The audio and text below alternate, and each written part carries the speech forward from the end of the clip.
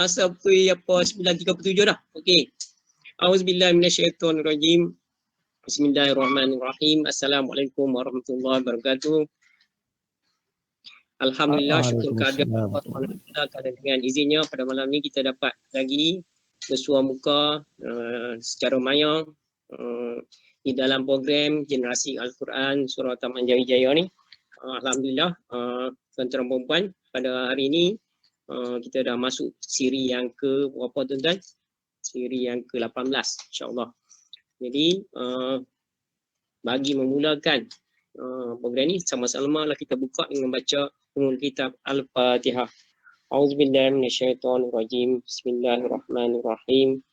Alhamdulillahirabbil alamin, arrahmanirrahim, maliki yaumiddin, iyyaka na'budu wa iyyaka nasta'in, ihdinas siratal mustaqim, siratal ladzina an'amta 'alaihim ghairil maghdubi 'alaihim waladdallin.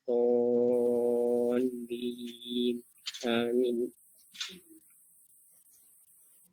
Alhamdulillah, sekali lagi syukur kehadirat Allah SWT. Pada malam ni kita meneruskan lagi program kita, program Generasi Al-Quran, siri yang ke-18. Siri yang ke-18 untuk pengetahuan Ustaz, undangan kita Ustaz Haji Ahmad Fahmi. Kami baru saja sebenarnya mulakan siri ni setiap malam, iaitu bermula pada 13 hari bulan Ogos yang lepas, 13 bulan Ogos yang lepas. Hari ini 30 hari bulan, maksudnya hari ni yang ke-18 lah, sebab kami mengadakan program setiap hari. Itu kita mengadakan program bacaan Al-Quran bersama Ustaz-Ustaz jemputan kita. Yang mana Ustaz akan baca, kita akan dengar, itu terpulang pada masing-masing lah. Nak dengar, ada yang nak dengar saja, ada nak ikut sama dengan Ustaz baca dan sebagainya masing-masing. Tapi kita, maksudnya kita akan dengar bacaan Ustaz, itu kita boleh follow bacaan Ustaz. Itu yang kita laksanakan, dan juga kita tambah lagi dengan kita ada sedikit pengisian ilmu, iaitu kita namakan sebagai Kulten, iaitu kuliah 10 minit, 10 minutes. Jadi kuliah 10 minit ni selalunya telajak lah, tapi memang kita tak ada masalah lah, kita dah malam dah. Tak di mana dah. Jadi kami pilih pun program ni lepas solat Isya, kerana kita tahu pada waktu ni kita dah tenang dah. Semua ahli jemaah dah tenang, berada di rumah masing-masing, tak lagi sibuk dah. Tak ada di konsif dah, tak ada di restoran dah, dan sebagainya, dah balik di rumah. Jadi dah balik di rumah, jadi kita rasa sesuai. Jadi sebab tu kita pilih lepas ni. Kalau lepas maghrib tu masih lagi ada dekat restoran dan sebagainya. Okey. Jadi apa, kuliah 10 minit tu kita berikan, minta Ustaz sampaikan ilmu, tak kira tajuk pilihan Ustaz-Ustaz yang kita minta buat pilihan sendiri lah, kita tak ada masalah apa-apa. Dan insyaAllah misian dia setakat ni berjalan dengan baiklah program ni. Kemudian selepas kuliah 10 minit tu kita akan buka untuk interaksi, sesi interaksi, maksudnya dia nak bertanya ke, nak sembang ke, nak kenal Ustaz ke. Kalau untuk pengetahuan semua, mungkin Ustaz ni, Ustaz Ahmad Fahmi memang dia kenal kot daerah 90 peserta ni, nanti kita berkenal. Pasal sekolah bukan di sini, tapi pondok di sini, asal orang sini, 90 peserta insyaAllah. Okey, tuan-tuan dan puan-puan sekalian, pada malam ni kita akan baca surah Al-Baqarah lagi, iaitu pada muka surat 37 dan 38. Surah Al-Baqarah muka surat 37 dan 38, ayat 231 sampai 237. Ayat 231 sampai 237.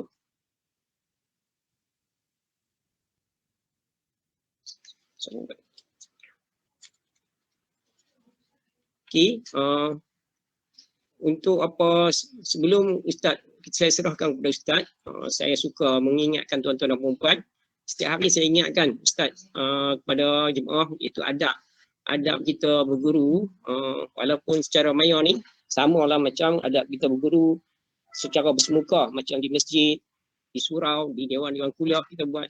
Maksudnya kalau sunnah dia, maksudnya kalau kita belajar dengan guru, kita kena mengadap guru-guru. Kita mengadap guru-guru bersemuka. Maksudnya guru di depan kita, kita menghadap guru. Jadi dalam kaedah maya ni, jadi kita minta supaya peserta-peserta memasang onkan dia punya video dia, supaya ustaz dapat lihat kita dan anak muridnya, murid dapat lihat gurunya. Jadi kita minta tuan-tuan semua sangat amat menggalakkan tuan-tuan pasang tuan-tuan punya kamera video supaya dapat kelihatan. Okey, itu yang pertama. Yang kedua, kita kena fokus terhadap pengajaran yang disampaikan. Betul-betul fokus terhadap pengajaran yang disampaikan supaya ilmu itu sampai ke kita. Jadi, cara dia, maksudnya tuan-tuan kena pastikan speaker tuan-tuan besarkan dia punya suara dia supaya ahli keluarga dalam rumah pun semua dapat dengar. Ada orang dia tutup speaker, dia kata dia tak dengar apa. Memanglah dia tutup speaker. Jadi dia kena on speaker baru dapat dengar dan dapat sampai ilmu yang ustaz sampaikan akan dapat berkesan. Yang ketiga adab dia, jangan mengganggu sewaktu ustaz mengajar. Masa ustaz mengajar, kita tak boleh ganggu. Ganggu maksud dia buat bising, macam-macam bising dan sebagainya, bertanya ke bukan pada waktu yang ustaz benarkan. Kalau ustaz benarkan tak ada masalah. Kalau ustaz tak benarkan, maksud nanti mengganggu pengajaran ustaz. Jadi tempoh pengajaran kita pun pendek, jadi kita minta kalau boleh jangan ganggu. Jadi cara dia bila kita gunakan maya ni, kita kena offkan kita punya mikrofon. Jadi mikrofon semua kena senyapkan sewaktu ustaz menyampaikan kuliahnya. Kalau kita pasang nanti bunyi gangguan macam-macam, kita tak dapat dengar apa yang ustaz sampaikan. Jadi itu 3 adab yang sama ada kita bersemuka ataupun dalam maya ni kita patut amalkan, kerana itu dah sunnah pengajian. Kita tak kira pengajian agama ataupun di sekolah dan sebagainya, semua patutnya macam tu. Jadi program kita hari ini siri yang ke-18. Dengan itu saya menyerahkan kepada Ustaz Haji Ahmad Fahmi bin Abu Bakar untuk meneruskan program ini. Silakan Ustaz. Bismillahirrahmanirrahim. Assalamualaikum warahmatullahi wabarakatuh. Alhamdulillah wassalatu wassalamu ala Rasulillah wa ala alihi washabihi ajma'in. InsyaAllah kita sama-sama membuka muka surat 37 dan 38. Kalau mushaf lain tu mungkin dia berbeza. Jadi yang pentingnya ayat 231 kita baca sama-sama insya-Allah. A'udzu billahi minasy syaithanir rajim. Bismillahirrahmanirrahim. وَإِذَا طَلَّقْتُمُ النِّسَاءَ فَبَلَغْنَ أَجَلَهُنَّ فَأَمْسِكُوهُنَّ بِمَعْرُوفٍ أَوْ سَرِّحُوهُنَّ بِمَعْرُوفٍ وَلَا تُمْسِكُوهُنَّ ضِرَارًا لِتَعْتَدُوا وَمَنْ يَفْعَلْ ذَلِكَ فَقَدْ ظَلَمَ نَفْسَهُ وَلَا تَتَّخِذُوا آيَاتِ اللَّهِ هُزُوًا وَاذْكُرُوا نِعْمَةَ اللَّهِ عَلَيْكُمْ وَمَا أَنْزَلَ عَلَيْكُمْ من الكتاب والحكمة يعظكم به واتقوا الله واعلموا أن الله بكل شيء عليم. وَإِذَا طَلَّقْتُمُ النِّسَاءَ فَبَلَغْنَ أَجَلَهُنَّ فَلَا تَعْضُلُوهُنَّ أَن يَنكِحْنَ أَزْوَاجَهُنَّ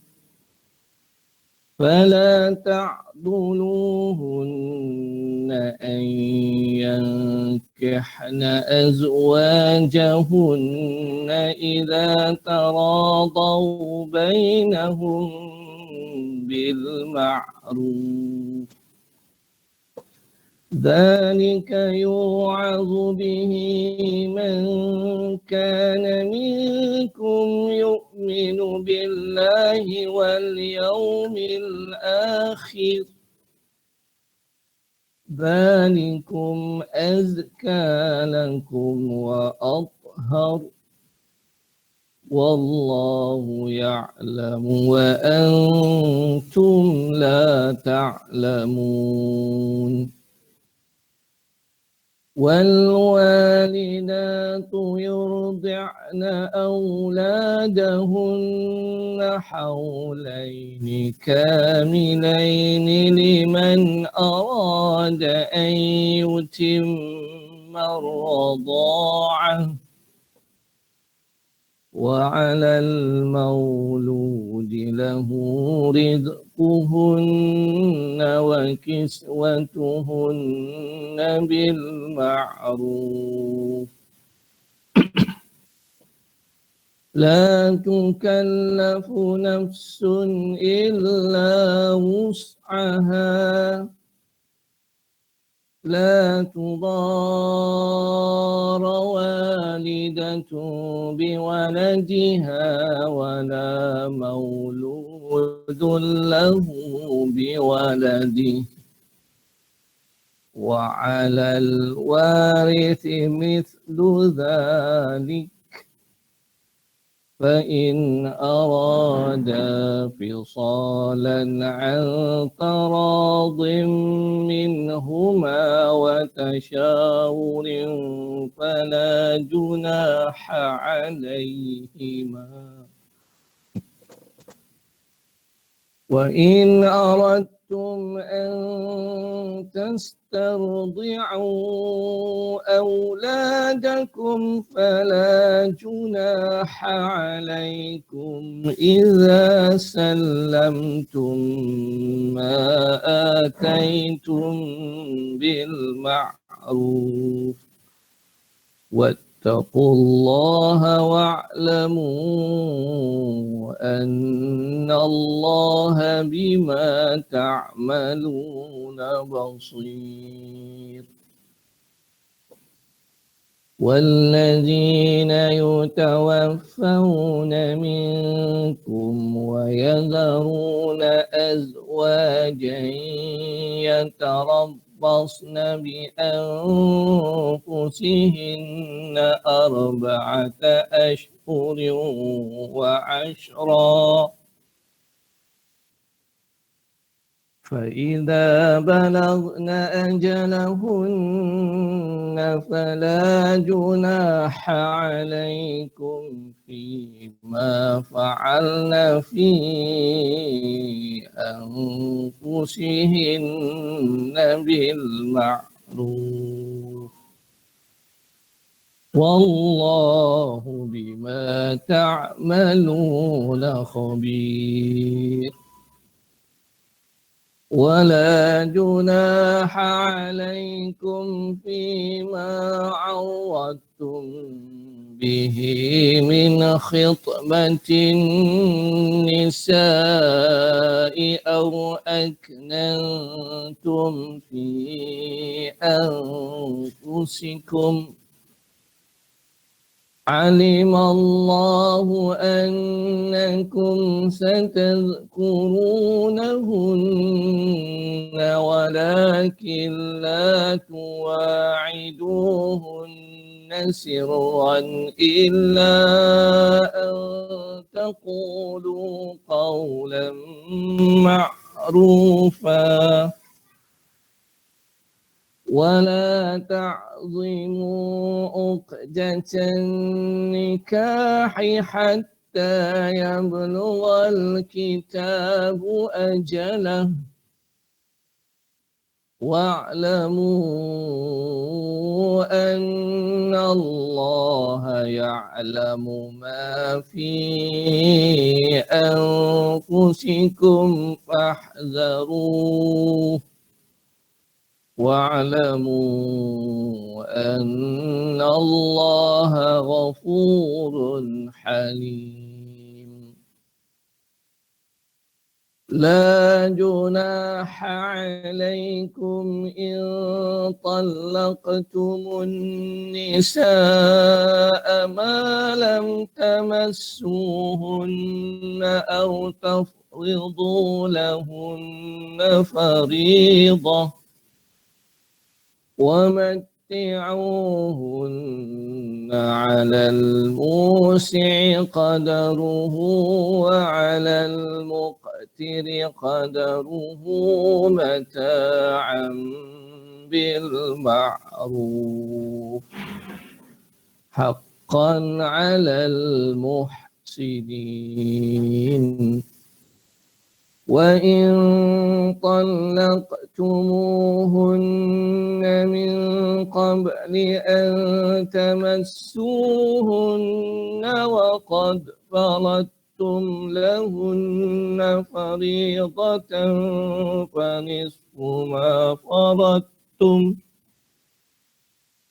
فنصف ما فرضتم إلا أن يعفون أو يعفو الذي بيده عقدة النكاح وأن تعفوا أقرب للتقوى ولا تنسوا الفضل بينكم إن الله بما تعملون بصير. صدق الله العظيم. Alhamdulillah, syukur pada Allah Subhanahu Wa Taala kita dapat sama-sama membacakan ayat suci Al-Quran.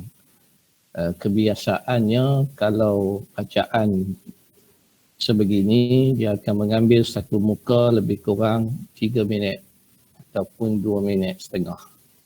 Jadi maknanya 2 muka lebih kurang 6 minit ataupun 5 minit. Tapi kalau para pelajar tahfiz kami mengulang tak boleh macam tu.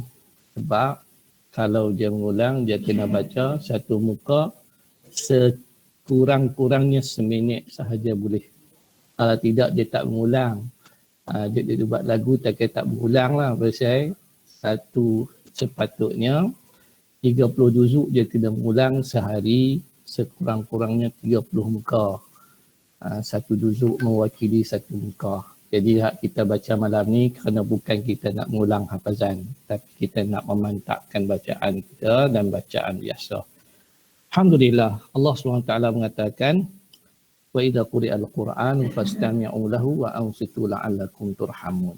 Maka oleh itu siapa yang dalam keadaan uzur dia tidak membaca bersama seperti mana yang Ustaz Aziz sebutkan tadi, bahawa dia mendapat pahala dengan mendengar bacaan. Ini pun dan para ulama ramai mengatakan bahawa disebabkan kerana keuzuran itu maka pahalanya sama seperti mana orang yang membaca. Jadi oleh itu alhamdulillah, mudah-mudahan yang tidak boleh membaca mendengar sebentar tadi mendapat pahala si Allah Subhanahu Wa Taala seperti bacaan orang yang membaca, insya-Allah. Tuan-tuan dan puan-puan sekalian, sebagai tazkirah ataupun nama Kulten, saya pun pertama kali dengar istilah Kulten, selalu kulim ya, kuliah 5 minit. Pandai Cikgu Rahim ni dia buat pula dah Kulten. Baik, jadi sebagai memenuhi kuliah 10 minit dan saya tidak suka untuk mengambil masa kerana nama pun Kulten, maka saya akan cuba sedaya upaya untuk menyampaikan isi kandungan ayat yang kita baca sebagai mentadaburnya secara inspirasi. Bukan berdasarkan, bukan secara fiqhi, bukan secara fiqah. Kalau nak bincang bab fiqah, memang tak mampu 10 minit. Jadi saya bincang dalam bentuk inspirasi. Daripada bacaan yang kita baca, tuan-tuan dan puan-puan boleh melihat maknanya dan terjemahannya. Saya tidak akan membaca terjemahannya. Kalau nak membaca terjemahannya pun agak panjang, 2 muka. mengambil masa. Cuma saya ingin sebutkan inspirasi atau tadabbur. Apa yang kita boleh ambil daripada ayat-ayat ini untuk kita amalkan menjadi inspirasi dalam kehidupan kita. Pertama sekali, Islam adalah agama yang menjunjung nilai kemanusiaan. Maka kemanusiaan itu adalah satu nilai yang tinggi. Tanpa mengira sama ada lelaki atau wanita, kita harus menghayati nilai-nilai kemanusiaan. Daripada ayat ini juga kita faham bahawa nikmat pemberian Allah itu perlu dihayati dengan mematuhi seluruh hukum Allah Subhanahu Wa Taala yang terdapat dalam sunnah, yang terdapat dalam Al-Quran. Itu baru menunjukkan kita menghayati nikmat pemberian Allah Subhanahu Wa Taala. Atas segala hukuman yang berkaitan dengan kekeluargaan ini, kemanusiaan ini ialah keadilan. Asasnya adalah maslahah dan juga keadilan. Dan yang keempatnya, individu yang terlibat dalam pernikahan seseorang, dia harus memainkan peranan berdasarkan hukum, berdasarkan bukti rasional, bukan emosi.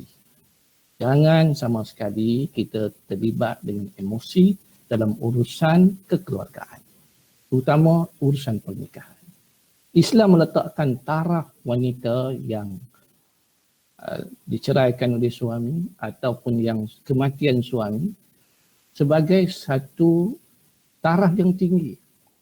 Maka oleh itu, kalau lihat dalam ayat, dia disebut bahawa bila dia diceraikan, maka terpulang kepadanya, wali tidak boleh memaksanya untuk berkahwin. Ini nilai bagi seorang wanita yang diangkat oleh Islam. Berbanding dengan apa yang berlaku sebelum Islam, di mana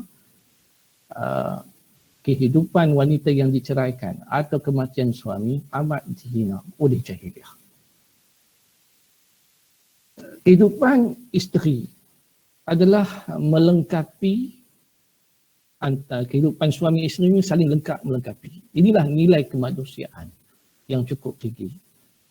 Ayah mencari nafkah ataupun si suami mencari nafkah, maka si ibu pula menjaga rumah tangga dengan menyusukan anak.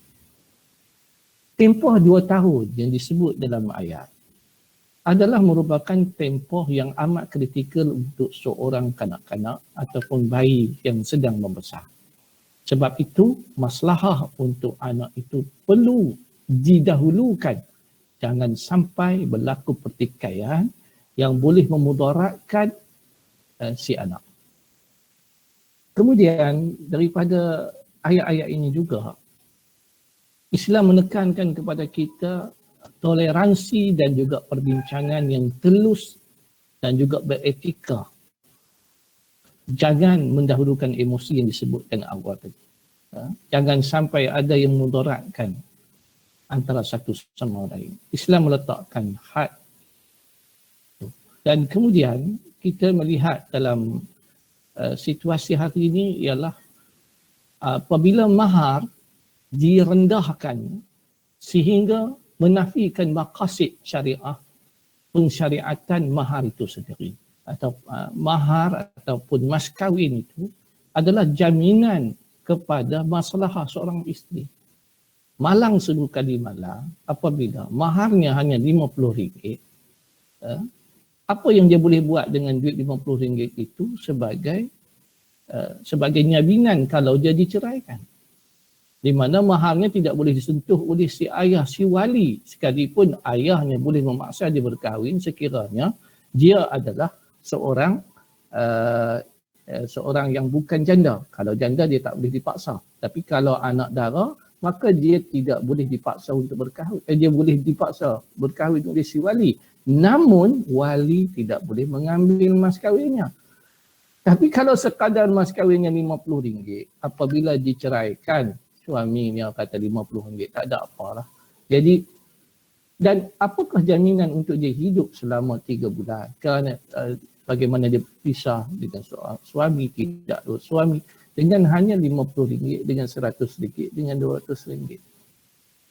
Perlu dilihat kepada perbezaan zaman berlaku. Sedangkan belanja sampai 6,000, belanja itu apa ayah dia boleh ambil, mak dia boleh ambil dan sebagainya. Tapi kalau mahar, tiada siapa pun boleh dibenarkan untuk menyentuhnya kecuali dirinya sahaja yang membenarkan. Sahabat-sahabat dan tuan-tuan dan puan muslimin muslimat rahimakumullah. Jadi dalam isu perkahwinan ini, toleransi diperlukan dan ingat bahawa perceraian adalah perpisahan seorang suami dengan isteri, tetapi bukan merupakan perpisahan kemanusiaan. Kemanusiaan terus berlaku, hak seorang muslim ke atas muslim yang lain tetap berlaku dan jangan diputuskan. Maka inilah yang disebut dalam ayat yang kita baca, dua muka surat ini. Jadi ana rasa itu sahajalah untuk kita sama-sama mentadabur ayat ini, dan kita tahu bahawa memang manusia realitinya, kehidupannya pelbagai ragam. Tapi hadapilah kepelbagaian ragam itu dengan hukum yang benar daripada Allah Subhanahu Wa Taala dan dengan tenang, tanpa menzalimi sesiapa, tanpa mengkhianati sesiapa. Kepada orang lelaki, kepada kaum muslimin, hormatilah wanita dengan hukum-hukum Allah Subhanahu Wa Taala. Dan tanggungjawab kita untuk menjaga wanita yang dijaga oleh Allah Subhanahu Wa Taala dengan penurunan ayat-ayat hukum berkaitan mengangkat martabat wanita dalam perkahwinan. Wallahu taala alam. Itu sahaja sedikit saya lebih kepada bertadabur bacaan yang kita baca pada malam ini. Saya serahkan balik kepada Ustaz Abdul Rahim, Cikgu Abdul Rahim. Sekiranya ada sesi soal jawab dan sebagainya, yang mampu jawab saya akan jawab, yang tak mampu kita serah kepada orang yang lebih mampu, insya-Allah. Wallahu a'lam. Alhamdulillah, jazakallahu khairan katsiran diucapkan kepada Ustaz yang dah dapatnya menyempurnakan program kita pada malam ni, iaitu program bacaan Al-Quran bersama Ustaz. Seterusnya Ustaz juga telah mentadabburkan ayat yang kita bacakan tadi. Alhamdulillah, dalam sesi slot kultian kita, tuan-tuan, sebelum saya jemput tuan-tuan untuk berinteraksi dengan Ustaz, suka sedikit saya nak memperkenalkan Ustaz Fahmi lah. Tadi saya tak perkenalkan ya, ajak masuk terus macam tu ya. Memang style cara macam tu saya buat Ustaz. Dah lepas Ustaz sampai baru saya kata. Jadi untuk pengetahuan tuan-tuan dan puan-puan, Ustaz Haji Ahmad Fahmi Abu Bakar ni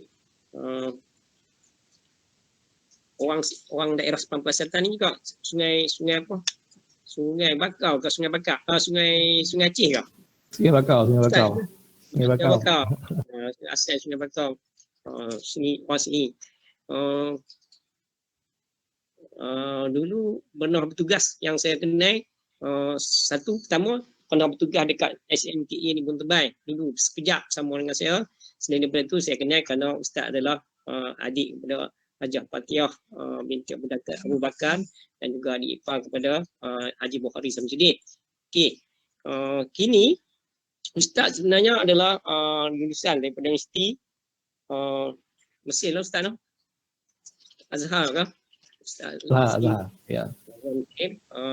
Sekarang ni Ustaz dah buka madrasah pengajian sendiri, iaitu tahfiz sendiri yang dinamakan sebagai Mawar. Mawar, tadi saya tanya Haji Bukhari, saya takut salah dia punya masuk awal tu. Haji Bukhari kata Madrasah Al-Arabiyah. Al-Quran. Madrasah Al-Quran wal Arabiyah. Al-Arabiyah. Singkatannya Mawar. Singkatannya Mawar. Jadi di mana Ustaz? Madrasah Tasik Gelugok. Jadi dah ada madrasah buka madrasah sendiri sebagai pemudir am dekat madrasah Al-Arabiyah. Jadi tuan-tuan kalau nak kenalan, nak tahu macam mana madrasah tu, nanti boleh tanya dan sebagainya. Kemudian Ustaz adalah antara dalam NGO yang terlibat adalah dalam Yayasan Mawar. yang mana banyaklah projek-projek yang dilakukan sampai keluar negara, Qatar, Muja, Indonesia dan sebagainya, semua ada. Yang terbaru ni nak buat apa, nak cari dana untuk sumbangan kepada mangsa apa, kepada air dekat Ian, dekat apa, Gunung Jerai. Tu antara banyak aktiviti ustaz dalam NGO yang terlibat. Jadi kemudian tuan-tuan dan puan-puan,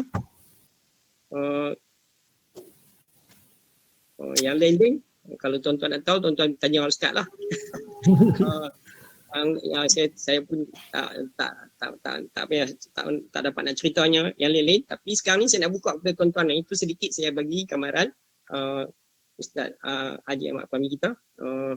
Jadi tuan-tuan, untuk interaksi ni tuan-tuan boleh tadi Ustaz Mak Aziz bagi cadangan. Maknanya kita buka slot interaksi tu, kalau kita nak tanya balik pada ayat yang kita baca tadi, tweet kita, yang kata dia ke ataupun ada ayat yang tadi pun, kita boleh buka sesi interaksi ni. Jadi nak tanya pasal hal tajwid ke, nak tanya pasal tadabbur yang Ustaz sampaikan ke, ataupun hal-hal lain tuan-tuan boleh tanya. Jadi oleh kerana hari ni masa kita nampak ada panjang lagi, selalu kami berhenti di sekitar 10.30 Ustaz. Ni baru pukul. Ya, tak apa nak tanya apa, tak apa yang mana. Jadi sekarang ni saya buka kepada tuan-tuan dan puan-puan. Ada apa-apa nak tanyakan, silakan tuan-tuan dan puan-puan.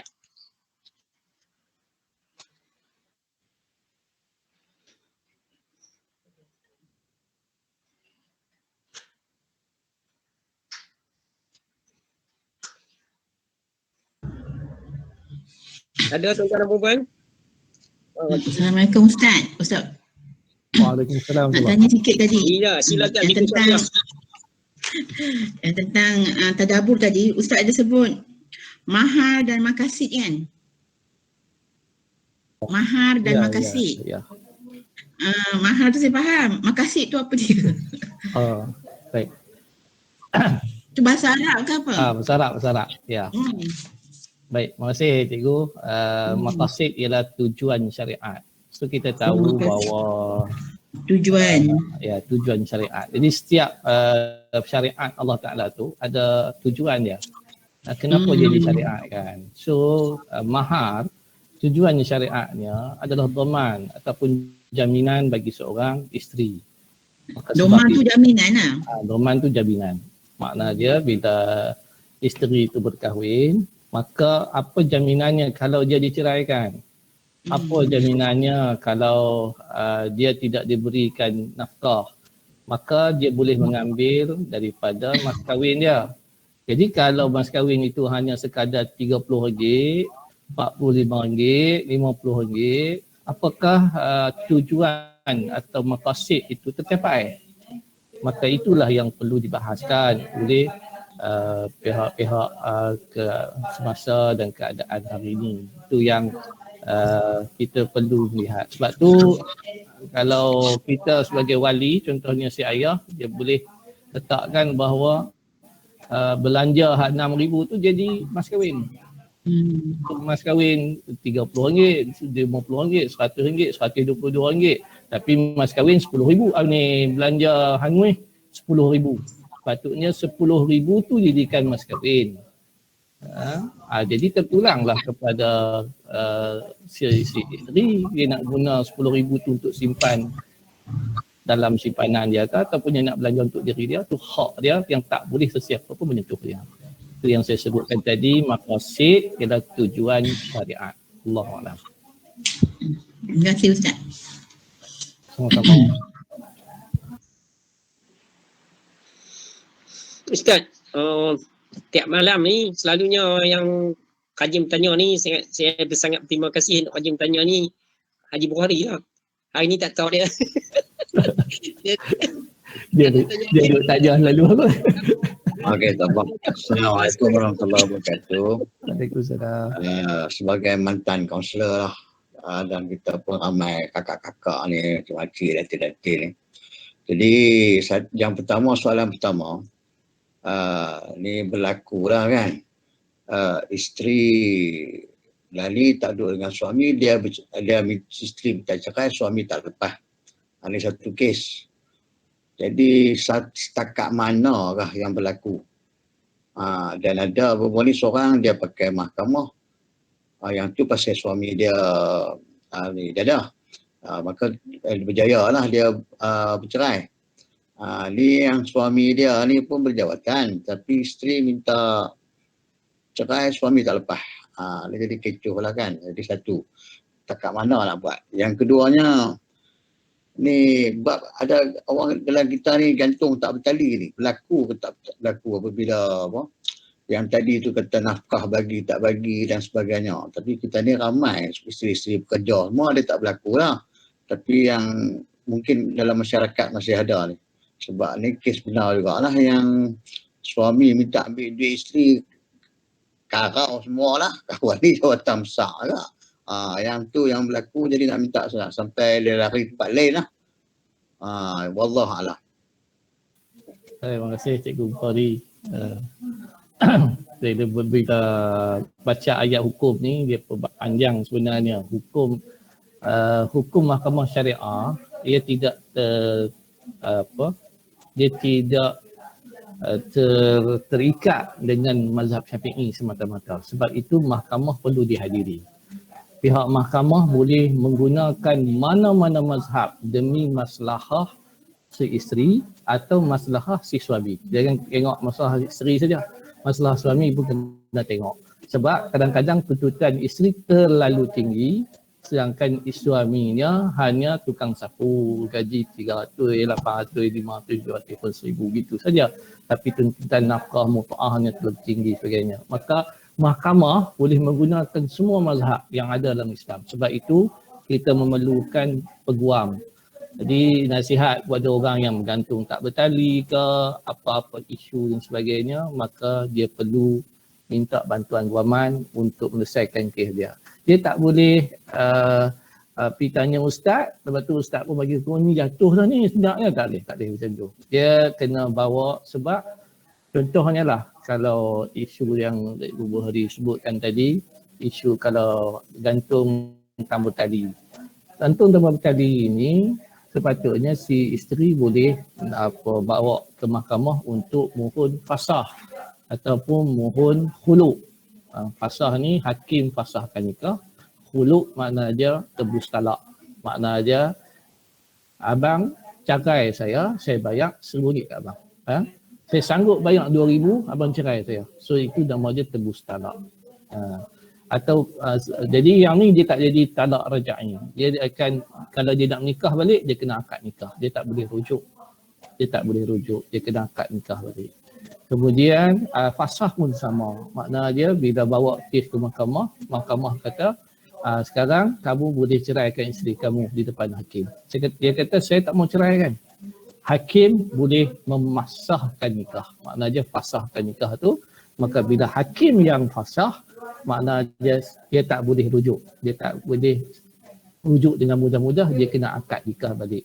Jadi itu yang kita kena faham lah. So maknanya kalau ada isu dia gantung tak bertali, tak diberikan nafkah sebagainya, hak wanita yang Islam ajar bukan duduk berdiam tetapi menuntut keadilan di mahkamah Islam.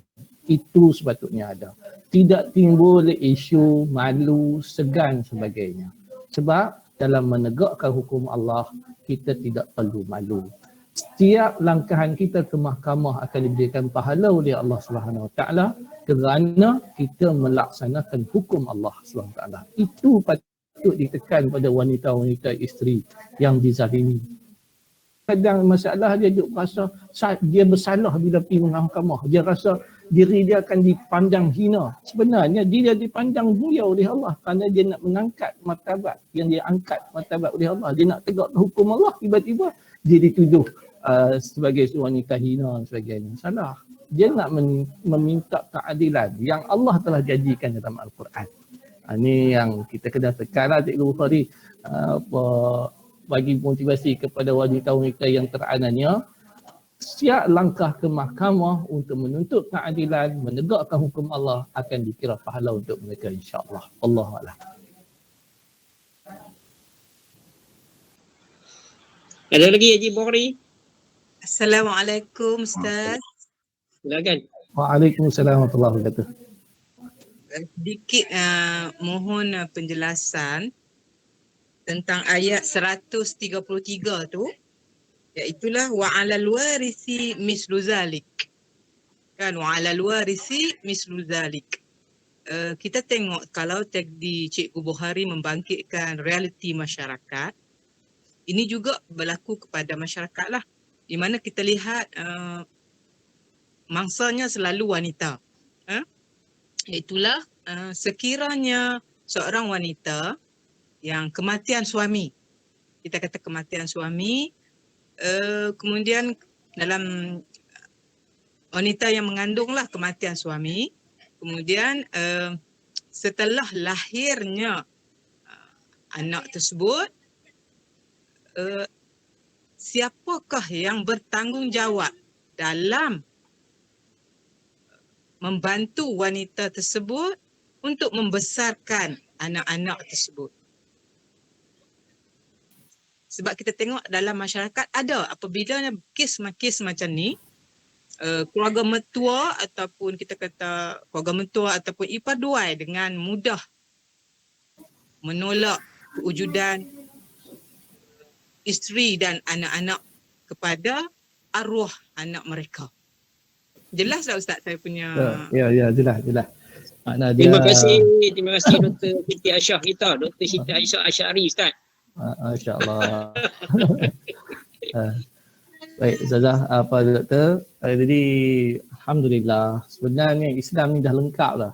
Islam ni dah lengkap. Dan cuma orang yang tak mau ikut.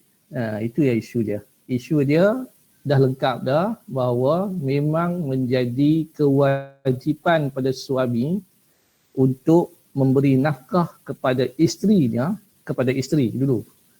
Isterinya selama anak itu berusia 2 tahun. Maknanya selagi mana dia duduk tengah menyusukan anak, bukan kira dalam keadaan iddah ni. Katalah dia cerai, iddah tu nafkah iddah lain. Nafkah menyusukan anak. Jadi isteri menyusukan anak. Dalam masalah yang lain, sekiranya isteri tidak menyusukan anak kerana dah tak menyusu dan sebagainya, tapi susu anak itu mesti dibeli. Itu nafkah anak. Itu nafkah anak. Isteri tidak diberikan nafkah lagi kerana dia sudah tidak menyusukan anak. Tetapi nafkah si anak perlu dilaksanakan. Tapi ada di kalangan para ulama, sebab tu dia kena masuk dalam mahkamah. Ada di kalangan para ulama yang meletakkan bahawa tempoh 2 tahun itu bukan isu menyusu. Tapi tempoh 2 tahun itu hak penjagaan anak adalah milik ibu. Itu yang ditegaskan. Hasil pada ayat tersebut telah dibahas oleh para ulama fiqh bahawa tempoh 2 tahun milik ataupun hak penjagaan si anak adalah pada ibu. Tidak boleh dipertikaikan. Mahkamah akan menegaskan kalau tak ada apa isu-isu yang berbangkit, maka hak penjagaan bayi anak yang berusia 2 tahun ke bawah adalah hak isteri ataupun hak ibu. Jadi kalaulah si isteri, si suami itu tak mampu untuk menafkahkan isteri dia, nak beli pakaian, tak kira isteri dia gaji 10,000 pun itu tak pasal. Jangan sebut hang dah gaji 10,000 tak payah bagi. No. You tu wajib. Itu bukan isu dia gaji dia ke apa, isu dia hang. Hang kena bagi nafkah kepada dia pasal dia menyusukan hang. Itu je. Hukum agama, hukum Allah Ta'ala. Bukan isu isteri tu ada duit. Kalau suami tak mampu untuk membayar, tidak mampu untuk menafkahkan, maka wajib ke atas walinya, wajib ke atas keluarga suami. Wa 'alal warisi mislu zalik. Itu jelas. Waris itu wajib menafkahkan si isteri. Walaupun isteri itu pengarah, walau isteri itu ketua pengarah, gaji puluh ribu, jusa ke apa, itu cerita dia. Tapi di sana ada apa? Ayat selepas pada tu. Sekiranya bertoleransi. Kalau si suami isteri kata tak apalah, saya rela, saya redha, tak apalah gaji hang pun dekat 1,000 yang nak bagi apa kat aku, tak payahlah aku gaji 10,000. Tak apalah, saya tak ambil pun tak apalah. Maka dengan kerelaan, kemaafan yang diberikan, maka barulah suami tidak berdosa. barulah wali kepada suami tidak berdosa sekiranya mereka tidak melaksanakan. Sebab itulah sebenarnya Islam cukup menjaga wanita dan isteri. Jadi itulah sikit penerangan. Maknanya memang jelas wajib ke atas suami untuk menafkahkan isteri yang sedang menyusukan anaknya ataupun yang tempoh 2 tahun pertama kelahiran. Wallahu a'lam.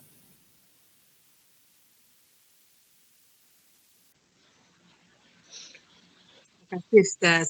Alhamdulillah Ustaz. Sama Nampaknya betul kita puas dengan jawapan Ustaz. Jadi Alhamdulillah.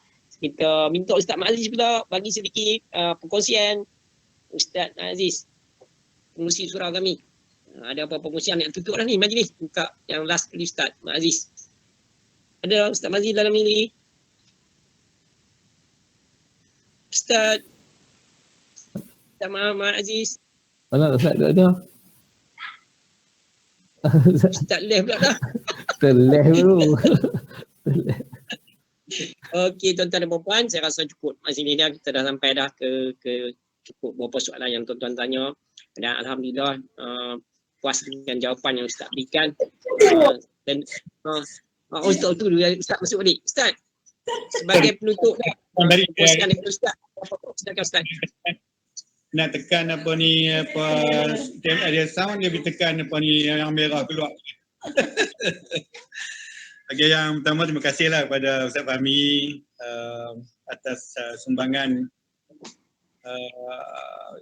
buah fikiran, sumbangan bacaan dan juga buah pemikiran. Saya tahu orang yang hebatlah Ustaz Fahmi ni, orang yang sentiasa berada dalam masyarakat. Jadi kita terima kasih dong lagi lah, mana kalau boleh Sama-sama Ustaz, sama-sama. dalam 300 siri tu nampak dalam 300 siri tu mungkin ada lah sekali dua lagi kot. Dan Cikgu Rahim mungkin boleh panggil lah untuk sama-sama kita bagi sumbangan kepada masyarakat. Itu saja, wallahualam. Terima kasih Ustaz Fahmi dan terima kasih Cikgu Rahim. Cikgu, saya nak kempen sikit lah. Kalau siapa yang nak memiliki buku karya saya, Trilog Sang Musafir, bolehlah dapat di keluaran Yayasan Mawar dan juga Madrasah Al-Quran Al-Arabiah. Jadi siapa yang nak boleh hubungi kami lah insya-Allah. Dengan Cikgu Bukhari yang boleh, dengan Datuk Ibrahim yang boleh insya-Allah. Sebagai ahli. Beri taman kami, duduk taman kami. Trilog Sang Musafir, iaitu kisah perjalanan saya ke negara-negara dalam misi kebajikan dan kemanusiaan. Ada berapa negara Ustaz? Ada berapa negara dalam tu? Dalam ni ada 7 negara. Hebat. RM Ustaz berapa? RM RM15 termasuk pos. RM15 termasuk pos. InsyaAllah. Cikgu Sofia beli 3 tu. Okey tuan-tuan dan puan-puan, saya ucapkan terima kasih kepada semua tuan-tuan dan puan-puan yang sudi masih lagi istiqamah untuk menyertai program ini, dan terlagi-lagi amat terima kasih kepada tetamu undangan kita, Ustaz Haji Ahmad Fahmi Abu Bakar yang telah sudi dan berjaya melaksanakan program kita sampai ke waktu ni dengan jayanya, insya-Allah. Alhamdulillah.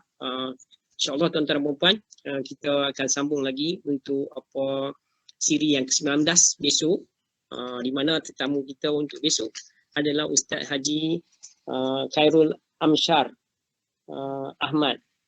Ustaz Haji Khairul Amsyar Ahmad, sebagaimana tuan-tuan tahu, pernah kita jemput kedua kali ikut tak silap saya di surau kita.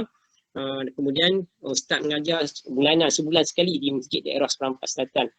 Jadi kita akan kenal dia lagi besok, insya-Allah. Ustaz muda dan sangat berilmu, insya-Allah. Kita jumpa lagi besok untuk tujuan tersebut. Jadi untuk penutup dah, saya nak minta Ustaz tolong bacakan doa untuk kami aminkan supaya program kami ini dapat berjalan dengan lancar, sehinggalah kita bercita-cita nak buat 301 siri Ustaz untuk khatam Al-Quran. Berjaya tak berjaya, wallahu alam. Jadi bagi kami kekuatan, supaya Allah bagi kami kekuatan supaya kita semua terhindar daripada wabak yang melanda sekarang. Jadi minta Ustaz bacakan doa untuk kami aminkan. Silakan Ustaz. Bismillahirrahmanirrahim. Alhamdulillahirabbil alamin wassalatu wassalamu ala asyrafil anbiya'i wal mursalin wa ala alihi washabbihi ajma'in.